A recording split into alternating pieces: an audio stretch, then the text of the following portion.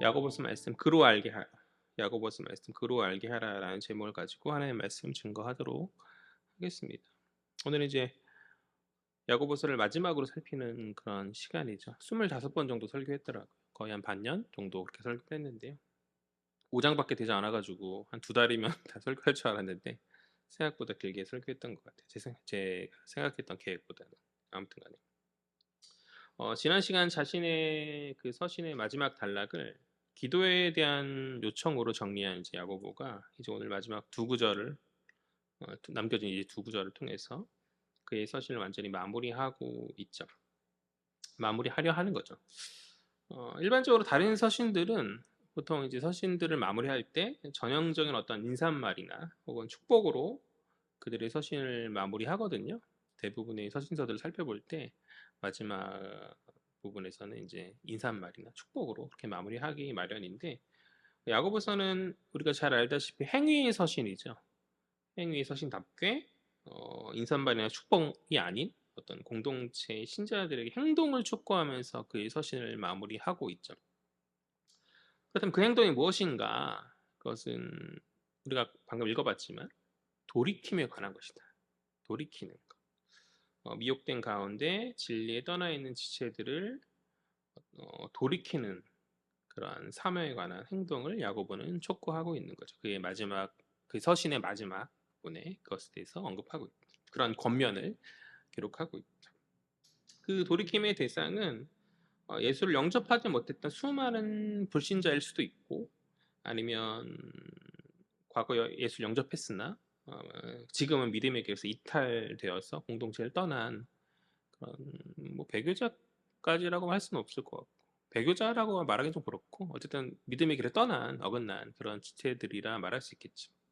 뭐 그 대상이 그 대상이 누구이든 어찌되었든지 간에 어, 두 부류의 사람들 모두 다 하나님으로부터 떠나 있는 자들이니 어, 그 떠나 있는 자들에 대한 그 떠나 있는 자들의 그 회복에 대한 어떤 그 돌이킴에 대한 그런 어, 사명 행동이라 할까요? 그런 사명 행동을 야고보는 자신의 마지막 서신에 권면하고 있다라는 것이죠.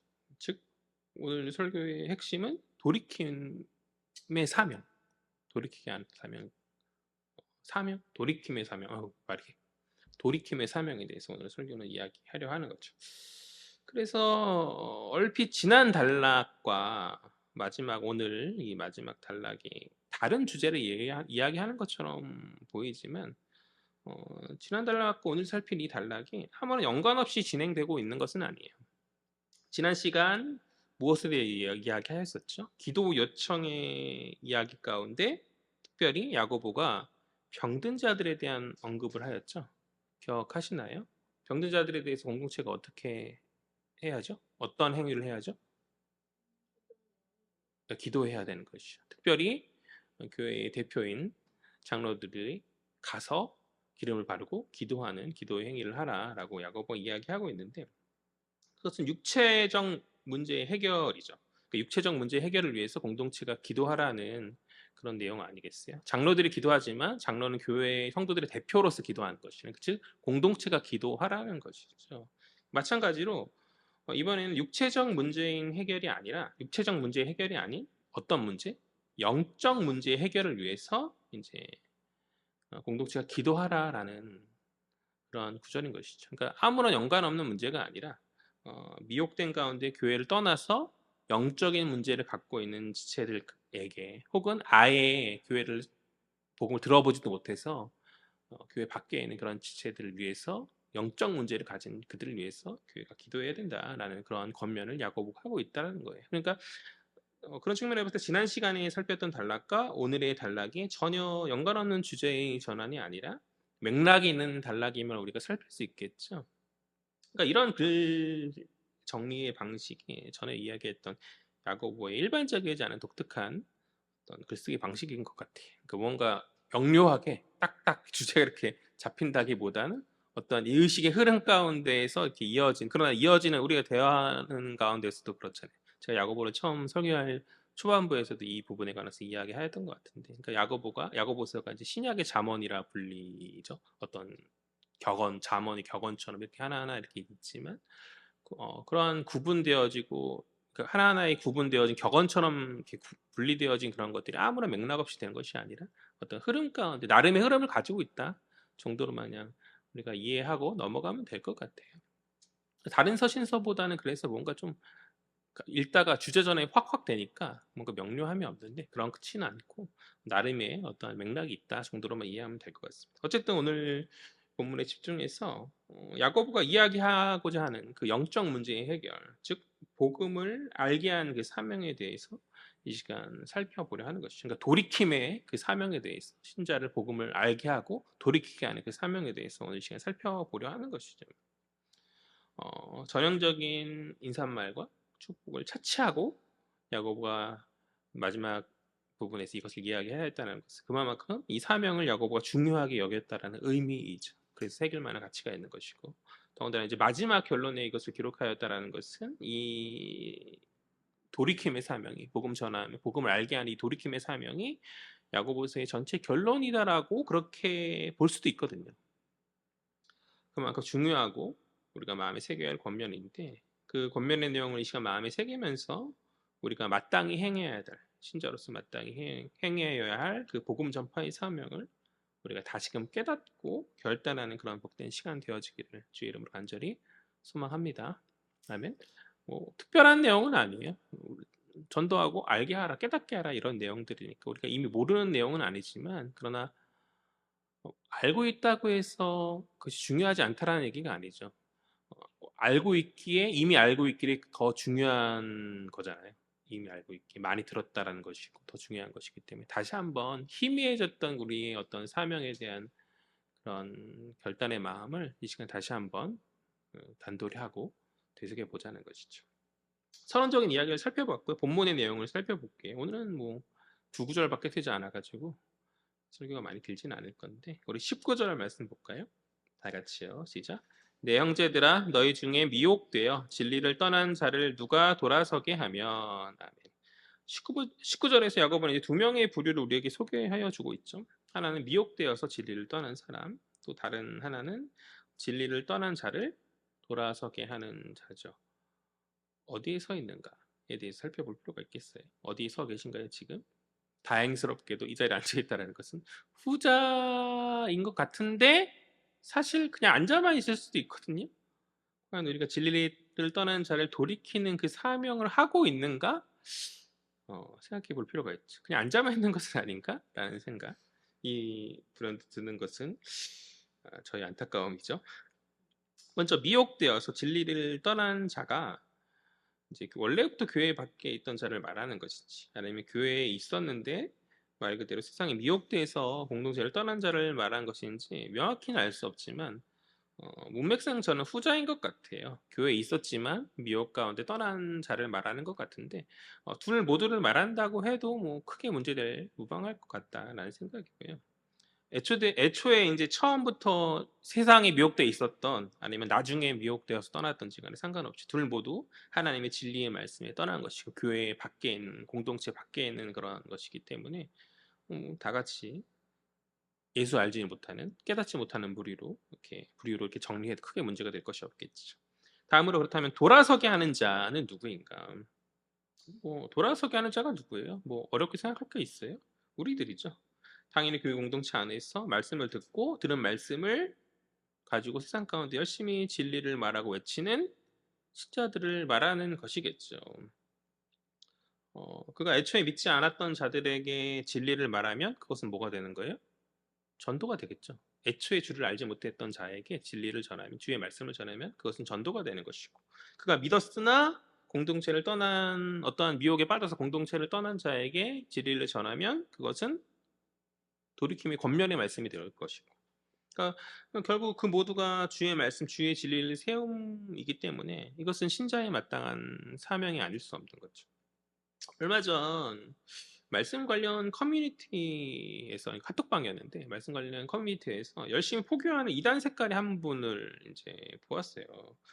그러니까 올린 글이나 영상을 뭐 이렇게 살피어서 이번 이단인지 아닌지를 확실하게 확답을 내리는 시간이 아까워서 사실 굳이 보지도 않았고 굳이 뭐 제대로 이렇게 꼼꼼하게 살피거나 보지도 않았고 영상을 뭐 누르지도 않고 그랬는데 그러나 보나마나 이단일 것이라 저는 100% 확신하고 그냥 그래서 굳이 거기에 시간을 쓰고 신경을 쓰기 싫었다. 아무튼 그랬는데 그런 한 가지 인상 깊었던 것은 뭐냐면 그 영상들을 보지 않았는데 그분의 이제 대화 내용은 이제 카톡 방에 있으니까 보게 되는 거잖아요. 그분이 대화한 사람들하고 얘기하는 그런 것들을 보게 되는데 이 사람이 무언가 감추어진 계시를 깨달았다는 어떠한 그러니까 무언가를 특별한 무언가를 깨달았다 나는 그런 사람이라는 태도였어요. 이 사람이 굉장히 저희가 인상 깊었거든요. 너희들이 알지 못하는 그 특별한 무언가를 주님으로부터 계시로 받아서 내가 깨달았다라는 게 그 말에서 자꾸 묻어나와요.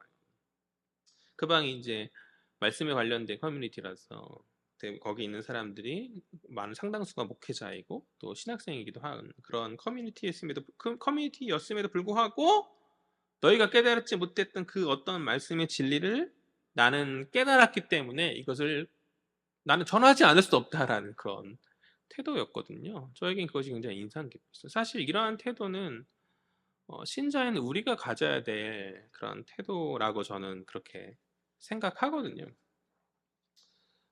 우리는 성령 안에서 계시의 비밀을 깨닫고 이제 우리가 그리스도로 말미암아 주의 자녀가 되었다라는 진리를 아는 자들인 거죠. 특별한 그 진리를 아는 사람들이란 말이에요. 그런데 이 진리가 복음이라고 정의할 수 있죠. 이 복음이라는 이 진리가 우리에게 너무나 익숙하죠. 우리에게 너무나 자세히 알려지고 또 교리 교육을 통해서 또 설교 강단을 통해서 매주 듣다 보니까 그것이 너무나 친숙해진 나머지 이 진리의 중요함과 특별함에 대해서 우리가 좀 잘 인식하지 못하는 것 같다는 생각이 들었어요. 그렇게 그리스도의 십자가에 성도가 방점을 찍지 못하고 그것을 어떤 특별함으로 어떤 진리의 아주 중요한 어떤 주요한 것으로 신자의 중심에 그렇게 새기지 못하니 다른 무언가 헛된 소리들이죠. 다른 무언가 비밀이 있다라는 그러한 어떤 특별함이 있다라는 그런 미혹의 소리에 자꾸 원래 성도들이 흔들리는 것이 아닌가.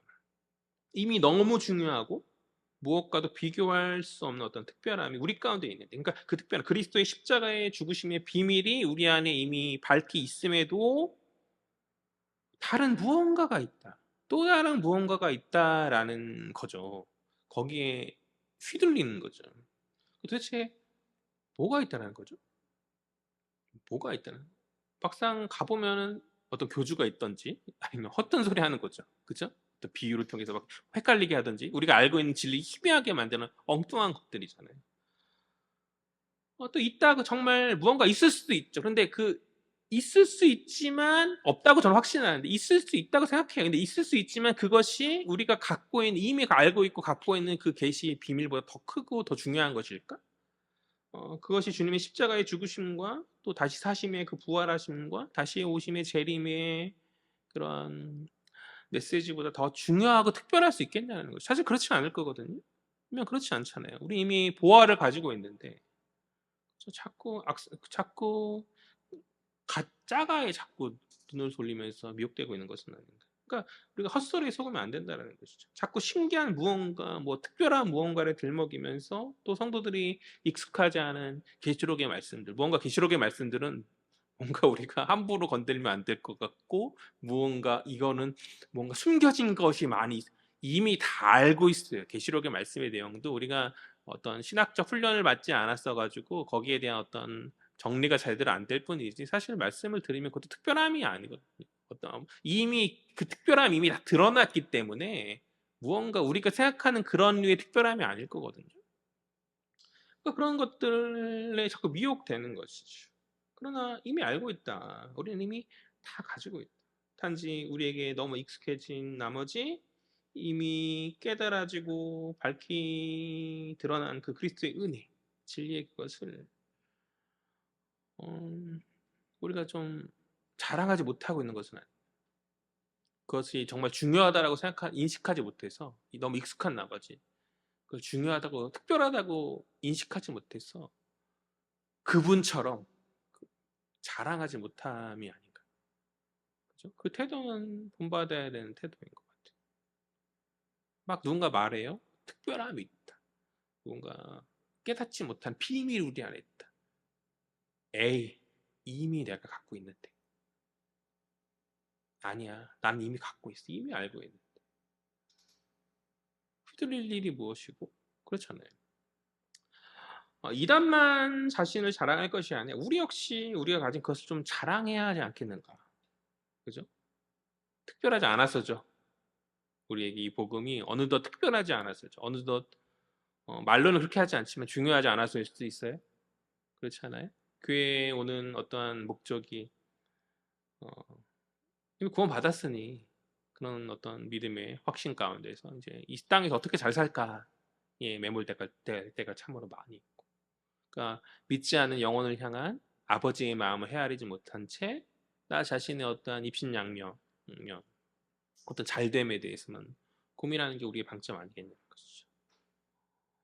이제는 좀 우리가 가진 그것의 소중함을 깨닫고 특별함을 깨닫고 이단에 하는 그 모습을 좀 배워야 될 것 같아요. 우리가 가지고 있다. 너희가 알지 못하는, 세상이 알지 못하는 평안, 세상이 누릴 수 없는 그것을 우리가 가지고 있는 자들이다. 그러니 이 좋은 것들 함께 나누어야지 않겠냐. 그분이 얼마나 그 목사님들과 신학생들 사이에서 나는 진리를 말하고 그분이 열심히 다들 그만해라. 여기 이제 그런 방 아니다. 막 얘기해도 아니다. 무슨 누구 한 명이 돌나라인가?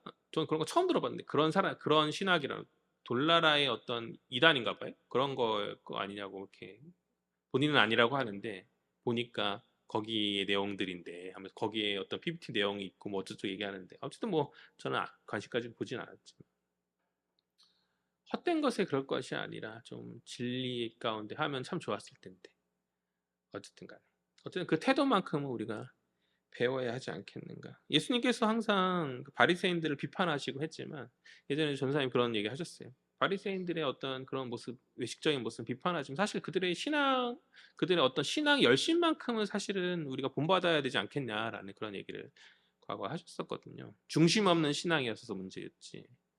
신천지가 얼마나 많이 전도해요? 그죠?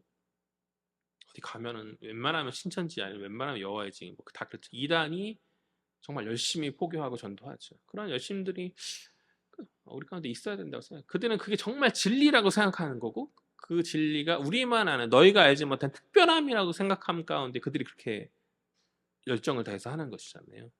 근데 어느덧 믿는 자들이 우리가 가진 그 복음을 스스로 조금 하찮게 여기고 있는 것은 아니에요. 말로는 그렇게 생각하지, 물론 그렇게 머리로 생각하지 않겠지만 우리의 어떤 복음을 대하는 태도가 그렇게 보여지지 않겠어요? 보이고 있지 않겠어요? 자랑하자. 우리가 가진 그 비밀을 밝히더라는 계시의 비밀을 좀 자랑하면서 나아가는 저와 여러분 되었으면 좋겠어요.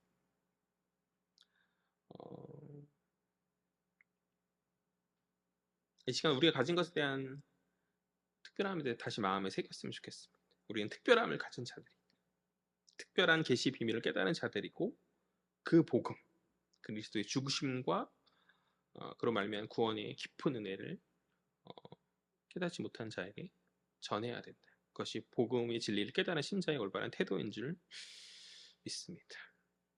이러한 진리의 특별함을 이제 마음에 새기는 가운데 이제 복음을 전해야 하는데 그렇게 전한 복음은 세 부류의 사람에게 세 가지 결과를 역사하거든요. 첫 번째 믿지 않은 불신자에게 신자가 전하는 복음의 결과는 죽게 돌아오게 하는 살아있는 능력으로 역사하게 된다는 것이죠. 분명히 우리가 전하는 복음은 죽게 돌아오게 하는 살아있는 능력으로 역사하게 되어질 줄 믿습니다. 그러나 그럼에도 우리가 전하지 못함은 이게 복음의 능력을 우리가 과소평가하고 있기 때문이 아닐까. 그러니까 사람의 말은 거절당하고 거부당할 수 있어요. 그러나 하나님께서 택하시고 예비된 자녀에게 전하여진 이 복음은 거절될 수 없는 것이죠. 단지 문제는 뭐예요? 전하는 자가 없는 게 문제인 거죠.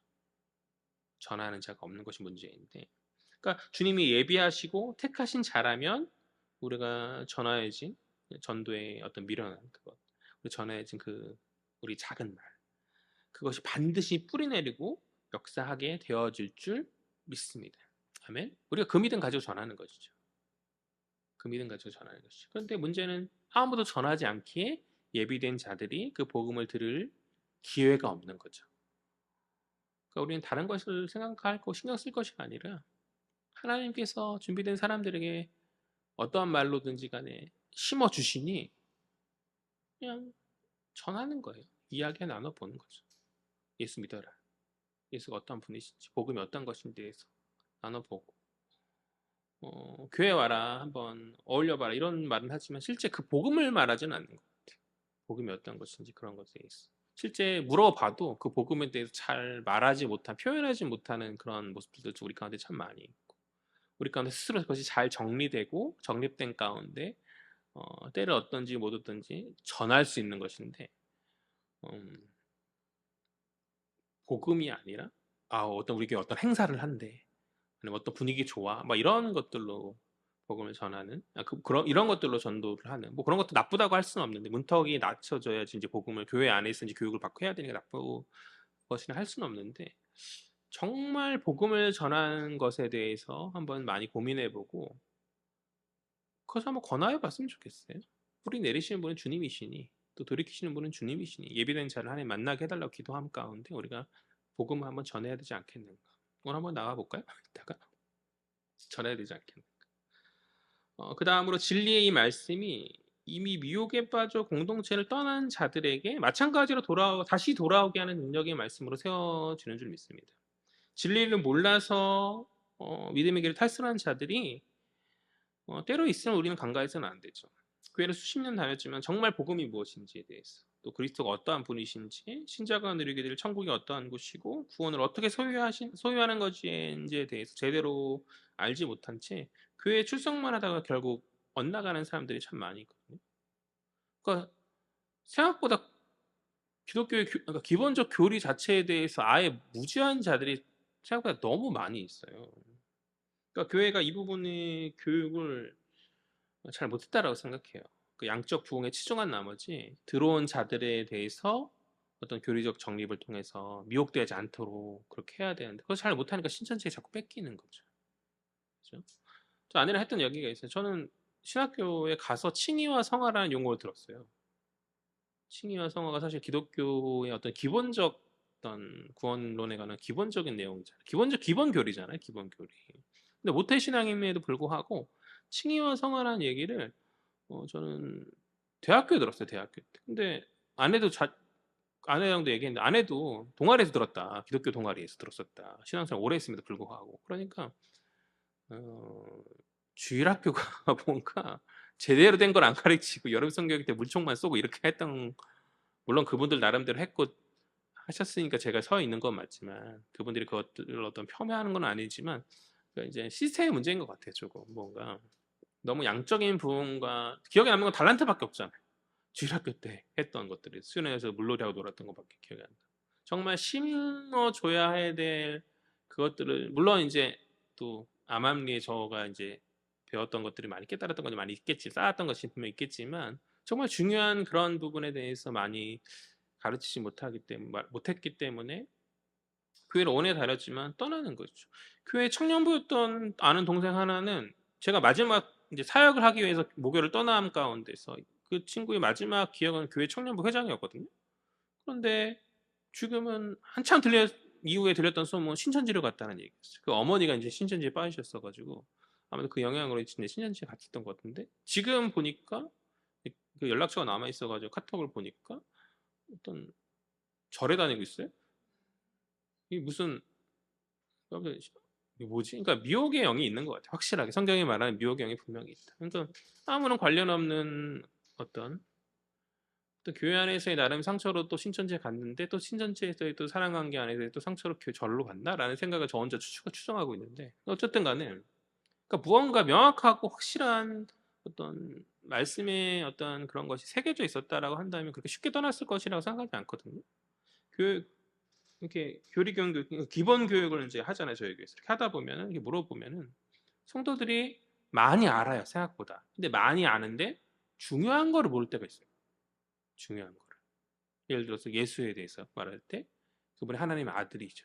근데 그분이 하나님이신 거에 대해서 모르는데 만약 반대의 경우 하나님인데 그러니까 어떤 예수의 신성과 인성에 대한 어떤 정리가 안 돼 있어가지고 이야기하면 곧잘 받아들이고 곧잘 정리가 되는데 그랬었어요 라고 하는데 무언가 희미한 거죠. 뭔가 뭐 삼위일체의 어떤 특별한 어떤 신학적 어려움이나 이런 것들은 차치하고, 그러니까 믿는 자로서 알아야 될 구원, 예수 믿음으로 말미암아 구원받는다는 이것이 무언가 약간 어떤 기도 열심히 하고 어떤 행위, 설교에서 그렇게 많이 말하는데도 불구하고 뭔가 정리가 잘 안 된 가운데 계속 도돌이표로 자꾸 행위로 이야기하는 그런 것들을 참 보게 되거든요. 그러니까 교회가 제대로 알려줘야 되는 것 같아요. 그것을 잘 알려주지 못할 때 떨어지는 것이거든요.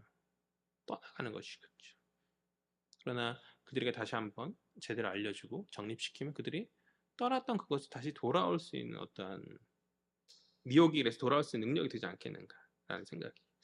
마지막 세 번째는 믿는 자들에게 이 진리의 말씀이 어, 들려질 때 그것은 그들을 미혹에 떨어뜨리지 않는 예방주사에 작용하겠죠. 일종의 예방주사에 작용을 하는 거죠.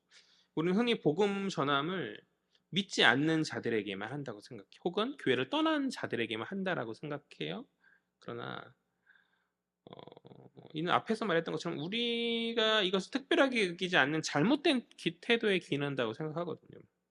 다 안다고 생각하고 이 복음에 우리가 자꾸 자주 방점을 찍지 않는 거죠. 그러나 정말 특별하고 중요한 것이면 계속 공동체 안에서 말해야 되는 거죠. 예수 그리스도의 십자가의 복음에 대해 진리에 대해서 설교자가 매주 설교합니다. 왜요? 중요한 것이니까. 우리 안에 계속 주님의 십자가의 죽으심이 2000년 전에 끝났지만 설교 강단 가운데 마치 영화가 재상영되듯이 연극이 재상영되듯이 계속 재상영해 줘야 되는 거죠. 너무나 중요한 그것이기 때문에 그것을 또 다시 보고 듣고 그렇게 함 가운데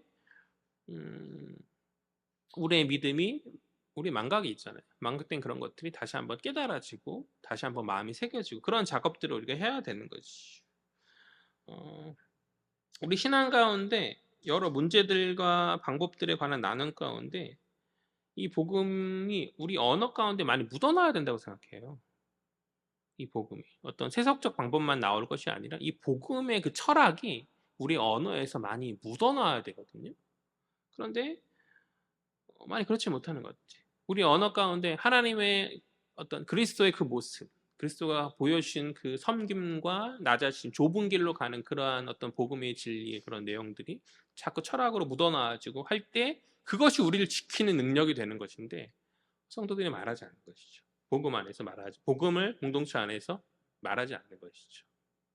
아니다. 말해야 된다. 믿지 않는 자들에게만 말할 것이 아니라 믿는 자들의 언어와 대화와 또 어떤 모든 행위의 그런 것들에서 묻어 나와야 하지 않겠는가. 앞서 말한 신화의 길에 탈선되고 어긋난 길로 미혹된 자들이 적어질 거라 생각해요. 우리가 그렇게 나간다면. 오늘 한국교회 수많은 신자들이 왜 엉뚱한 이단에 엉뚱한 그런 데 빠지고 미혹됩니까? 그 엉뚱한 곳에서 성경 공부하다가 빠지죠. 신천지가 성경 공부하자고 꼬시잖아요. 그러니까 교회가 그것을 안 하니 엉뚱한 밖에서 하다가 이제 미혹에 대해서 빠지는 것이죠.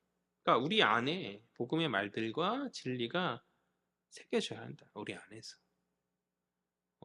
설교를 통해서 또 성경 공부를 통해서 그리고 우리 어떤 신앙의 언어와 어떤 삶의 어떤 묻어난 어떤 복음의 재상형 우리를 통해서 우리 언어를 통해서 예수 그리스도의 복음이 다시 한번 전해지고 그의 죽으심의 이야기가 그들에게 들려지고 우리 삶의 모습을 통해서 그들이 그리스도의 어떤 모습을 발견하고 그러니까 모든 것들 우리의 어떤 모든 것들을 통해서 예수가 드러나는 그런 모습 가운데 신자는 미혹되지 않고 신앙을 지킬 수 있는 거죠. 참된 바른 신앙을 지킬 수 있는 것이죠.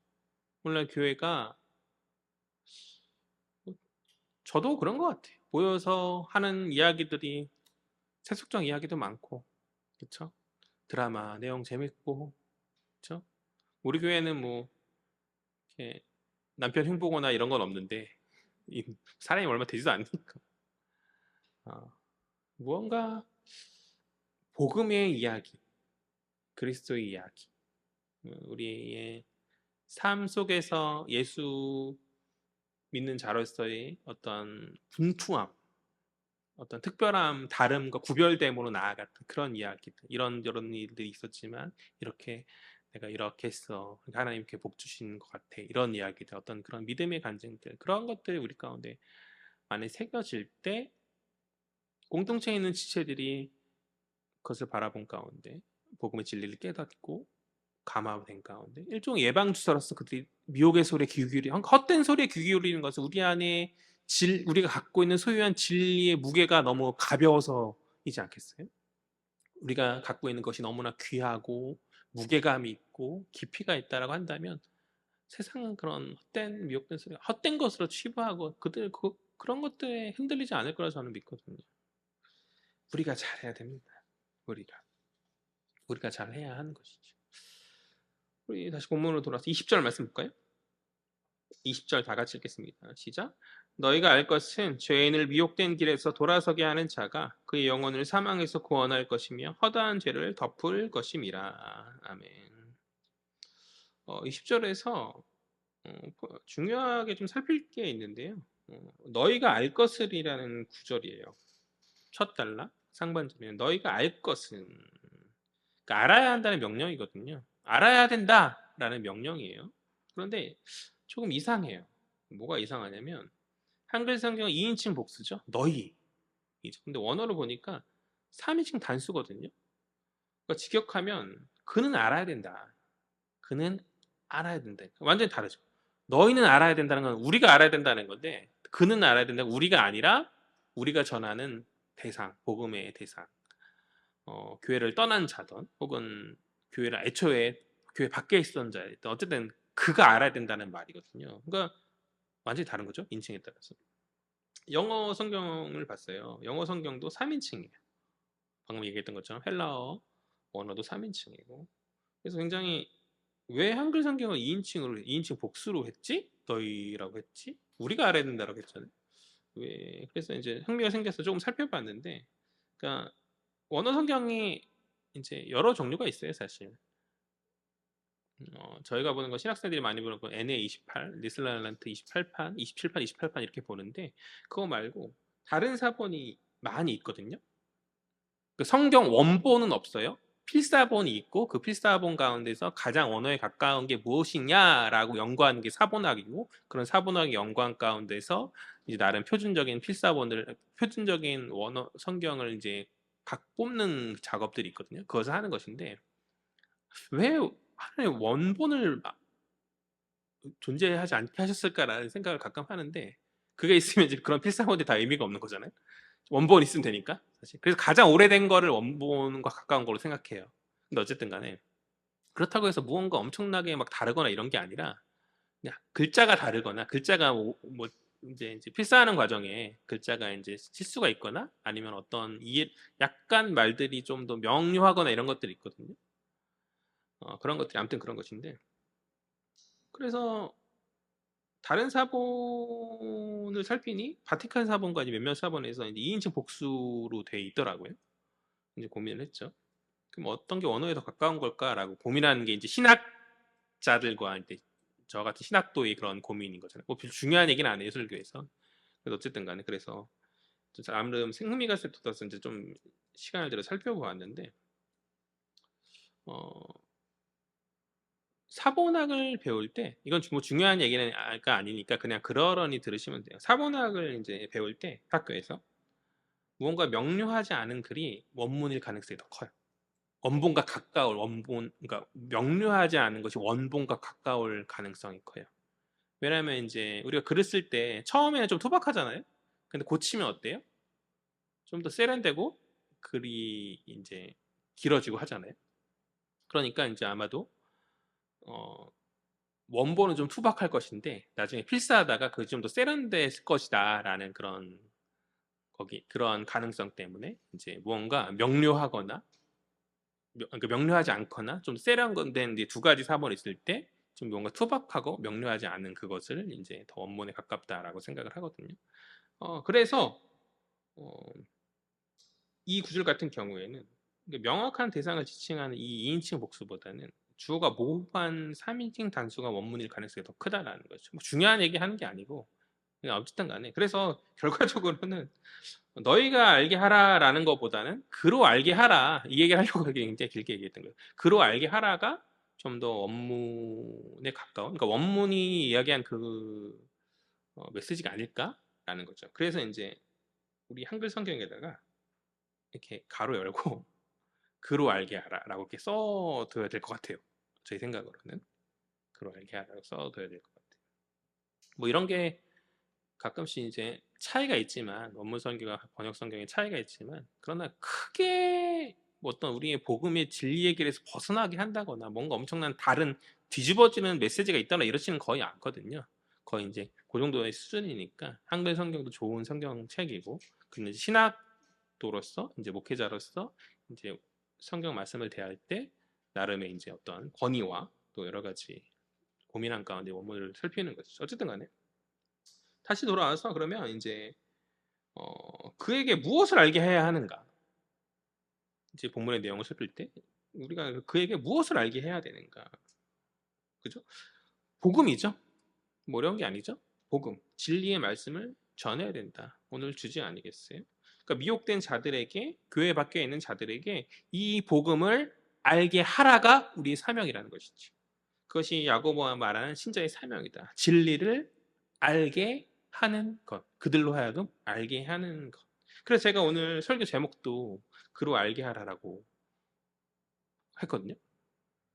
이 구절을 잃어버리지 말라고. 이 구절 낯글 성경과 우리가 다르니 그로 알게 하라라고 잘 기억하라. 새기라고 설교 제목으로도 했는데 어, 야고보가 말하는 신자의 사명은 진리를 알게 하는 것이다. 그들로 하여금 진리를 깨닫게 하는 것이다. 신자가 전함으로 말미암아 깨달아진 진리는 이제 미혹된 자에게 두 가지로 작용해요. 하나는 뭐죠? 영원히 사망에서 구원받는다. 20절 9절이에요. 영원히 사망에서 구원받는다. 우리가 그로 알게 하면 그들의 영혼이 사망에서 구원받는다라는 것이죠. 그러니까 일반적 인식 가운데 죽음은 영과 육의 분리이고 육체의 썩음을 우리는 죽음이라 이야기합니다. 그러나 성경, 그러니까 신자에 있어 죽음은 단순히 영과 육의 분리가 아닌 하나님과의 단절을 말하는 것이거든요. 지금 현재 우리 육신은 분명 모두 살아 있어요. 그러나 살아있는 수많은 사람들 가운데 그들이 하나님을 알지 못하고 하나님과 단절된 삶을 살아감으로 말미암아서 영원히 죽어 있는 그런 영원히 죽은 상태인 사람들이 많이 있다는 거죠. 우리와 같이 숨을 쉬고 살아 활동하고 하지만 영원히 죽어 있는 사람들이 너무나도 많이 있습니다. 그러니까 이는 육신이 살아 있으나 영혼은 죽은 영적 죽음의 상태다라고 정리할 수 있을 거예요. 비록 그들이 지금 당장은 살아 숨쉬고 움직인다 할지라도 성경의 시각으로는 그들 모두 죽은 자들이라는 것이죠. 야고보는 오늘 그것의 회복을 이야기하는 거예요. 그것의 회복. 우리가 전한 그 복음으로 말미암아서 진리를 그들이 알게 하면 그들의 마음에 새기면 그들이 돌이킬 것이고 하나님의 은혜의 능력 안에서 그들은 영적 사망에서 회복으로 돌아오게 될 것이다. 그들이 그렇게 영원히 사망으로부터 구원받게 됨을 오늘 야고보는 이야기하고 있다는 것이죠. 그러한 사명이 우리 가운데 있는 거예요. 그러한 사명. 그들의 죽어 있는 영혼을 생명으로 돌이키는 사명이 신자의 복음 전함의 사명이고 복음의 능력이다. 다음으로 그 복음은 허다한 죄를 덮을 것이다라고 이야기하고 있어요. 우리가 전하는 그 진리의 말씀이 결국엔 허다한 죄를 덮을 것이다라고 이야기하거든요. 죄를 덮는다는 것은 뭐예요? 죄를 덮는다. 이게 뭐예요? 죄가 있지만 없는 것으로 여기겠다는 것이죠. 그러니까 공의 하나님은 사실 그럴 수 없거든요. 죄가 있는데 어떻게 없다라고 말할 수 있겠어요. 재판장이 누가 왔는데 죄가 있어. 그런데 뭐 어떤 측은심이 발휘해서 재판장이 너가 죄가 있지만 내가 그 죄가 없는 것으로 해줄게라고 하면 월권이죠. 그렇게 할 수 없고 그건 공의로운 게 아닌 것이죠. 그건 잘못된 것이죠. 아무리 어떤 측은심이 있다 할지라도 그것은 잘못된 것이잖아요. 그러니까 공의 하나님도 마찬가지라는 것이죠. 아무 이유 없이 그 잘못을 덮어버리면 그것은 공의가 아닌 것이죠. 하나님은 신실하신 하나님이고 하나님의 성품 그러한 모습들은 하나님의 성품과 어긋나는 것이기 때문에 하나님 그러하실 수 없다. 그러나 우리는 이미 알고 있지 않습니까? 그러니까 첫째 아담은 실패했지만 둘째 아담이 예수께서 우리의 죄를 대신 지시고 속죄의 사역을 감당하심으로 말미암아 하나님의 뜻에 순종하심으로 하나님의 공의를 완전히 만족시켜 주셨죠. 그러니까 구원에 있어서 우리의 역할은 이러한 주님의 그 구속의 사역을 인정하는 거죠. 믿음으로 그것을 인정하고 그것을 진리로 받아들이는 것이, 이것이 바로 성경이 말하는 복음 아니겠어요? 우리는 이러한 복음의 진리를 그로 알게 하여야 되는 자들이다. 그로 알게 하여야만 하는 자들이다. 너희만 알고 끝낼 것이 아니라 그로 알게 하여야 되는 자들이다. 그로 알게 해야 됩니다. 교회 사명이 여기에 있는 것이죠. 교회 사명이. 그런데 우리는 너희만 알고 끝나는 경우가 참 많이 있는 것 같아요. 너희만 알고. 그로 알게 해야 돼. 그들을 깨닫게 해야 되는데 우리만 알고 끝나는 경우가 너무나 많이 있는 것이죠. 나은 사람 구원받고 좀 더 열심인 사람 우리 가족까지 구원받게 하고 우리끼리 좋게 여기가 좋사오니 하는 것이죠. 그러니까 나가서 전해야 되는 줄 믿습니다. 알게 하여야 되는 줄 믿습니다. 복음을 알게 하고 그리스도를 깨닫게 해야 되는 것이죠. 그분이 어떠한 분이신지, 어떻게 그분이 우리에게 구원을 가져오시는 분이신지. 교회에 다니지만 이걸 모르는 사람들이 너무나 많이 있어요. 그냥 사교 모임처럼 동아리 모임처럼 다니는 사람들이 너무나 많이 있어요. 그냥 교회를 계속 다니다 보면 공로가 쌓여서 어느 순간 구원받는다고 생각하는 사람이 생각보다 많이 있더라고요.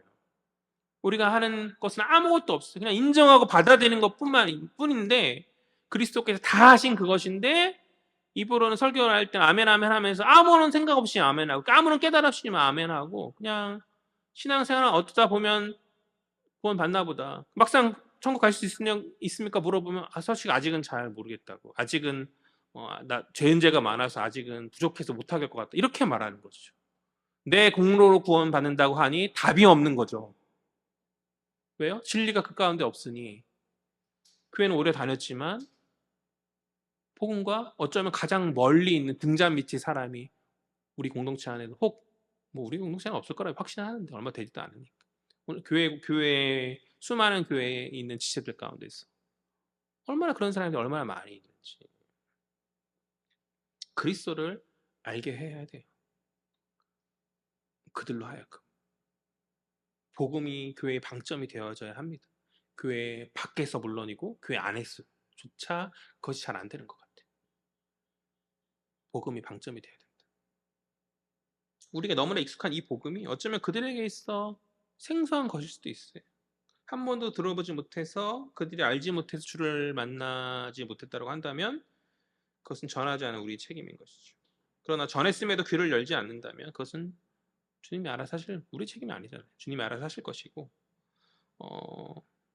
아무튼 전하지 않았기 때문에 그들이 귀를 열고 마음을 열지 않았다면 그것은 우리의 책임이니 우리는 때를 어떤지 뭐든지 전해야 된다.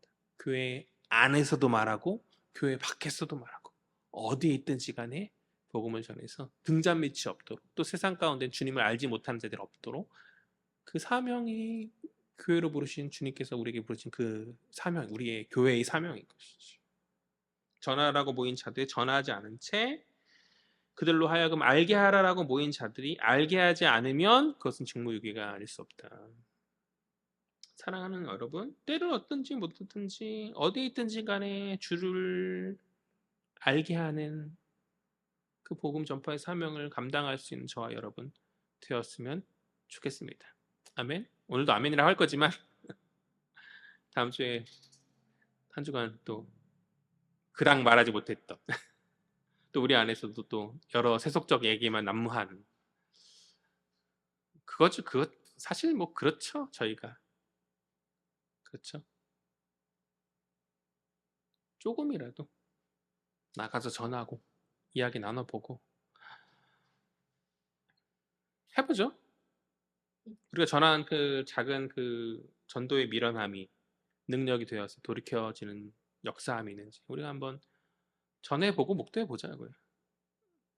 더 힘써야 되는 교회 아니겠어요? 개척교회고 사람들 얼마 되지 않는 우리들 가운데서 우리가 그로 알게 하라. 그로 알게 하라. 야고보의 이 명령, 야고보가 말씀을 통해서 우리에게 권면하고 있는 이 명령의 말씀 앞에서 그들로 알게 할 수 있는 저 여러분 되었으면 좋겠습니다.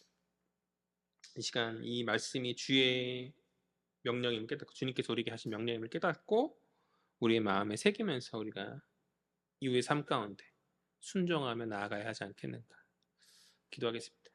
좋으신 하나님 은혜 참으로 감사합니다. 이미 알게 하여 주셔서 깨닫게 하여 주셔서 구원의 기쁨 가운데 살아가게 하여 주신 참으로 감사합니다. 우리가 받은 구원의 기쁨, 구원의 은혜를 우리가 전하는 저희들 되어지길 간절히 소망합니다.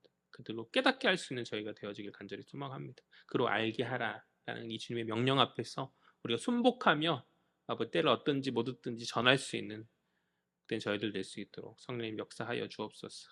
우리가 힘과 능력 부족합니다. 아버지 또한 말이 어눌함이 있고 또한 담대하지 못한 아버지 저희들의 모습들 저희들의 심령들이 있습니다. 성령님 역사하여 주셔서 능력의 말씀들을 세워줄 수 있도록 아버지 담대함을 더 허락하여 주시옵시고 전해진 그 말씀이 아버지 그들의 심령에 새겨지며 뿌리내어지며 아버지 귀한 열매로 아버지 돌아오는 그 은혜를 목도할 수 있는 저희들 될 수 있도록 주께서 붙들어 주시옵소서. 복음 전하라 저희들을 교회로 불러 모으신 줄 믿습니다. 사명 합당한 아버지 날마다 부흥하는 복된 공동체 이루며 나아갈 수 있는 저희들 될 수 있도록 주님 주장하여 주옵소서. 감사드리며 이 모든 말씀 살아계신 예수 그리스도의 이름으로 기도합니다. 아멘.